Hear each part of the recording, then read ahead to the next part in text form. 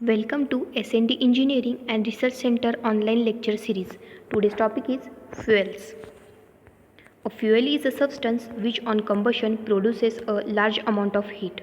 The heat obtained by burning of fuels is utilized for industrial and domestic heating, power generation in thermal power plants, transportation, etc. The conversion of heat obtained from burning of fuels into other forms of energy takes place with very low efficiency, and the major part of the heat is wasted, causing thermal pollution. The improper combustion of fuels causes emission of various primary pollutants into atmosphere. Most of fuel contain mainly carbon element besides hydrogen, oxygen, nitrogen, etc. The combustion products mainly contain CO2 and H2O. The fuels like coal, crude oil, natural gases are the fossil fuels found in earth crust. Classification of chemical fuels. Chemical fuels are classified on the basis of occurrence into primary and secondary. The primary fuel exists naturally. Example: wood, coal, vegetable oil, crude oil, natural gas, etc. The secondary fuels are obtained from primary fuel by processing, or they are man-made. Example: charcoal is obtained from wood by partial combustion of wood. Both the primary and secondary fuels are further classified on the basis of physical state into solid, liquid and gaseous fuels. There are the classification of fuels. Calorific values. Calorific value is the most important property of fuels, which gives idea about efficiency of a fuel to produce heat on combustion. It is defined as the amount of heat obtained on complete combustion of unit mass of a solid or liquid fuel or unit volume of gaseous fuel at STP. Gross calorific value. Gross calorific value of fuel can be defined as the total amount of heat obtained on complete combustion of unit mass of a solid or liquid fuel or unit volume of a gaseous fuel, and on cooling the products of combustion to 15 degrees Celsius. The gross calorific value is called as higher calorific value. Net calorific value. Definition.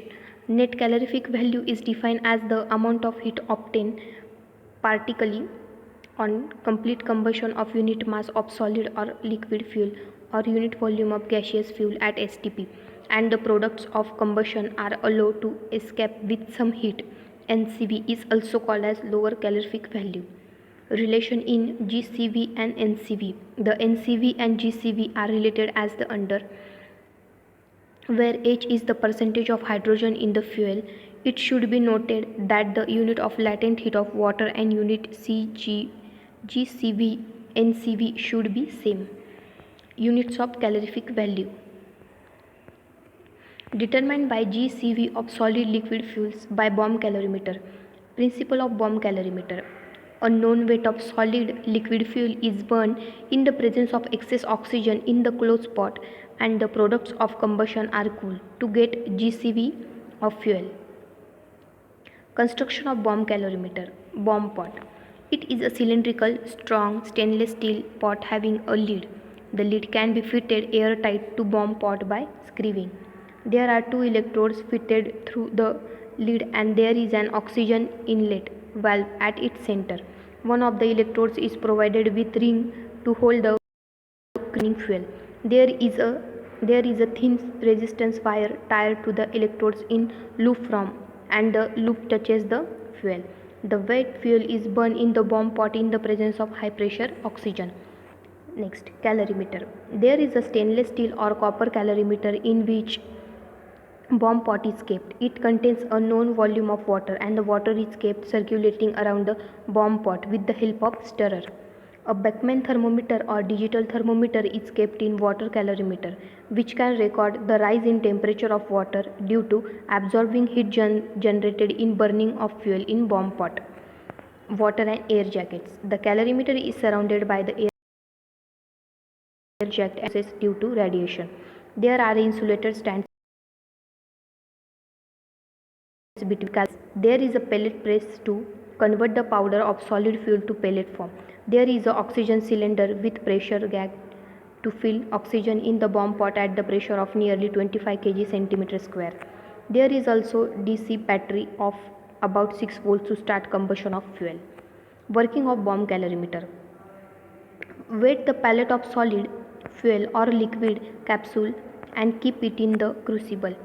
Keep the crucible in the ring of the electrode. Tie the resistance wire between electrodes such that it touches to the fuel.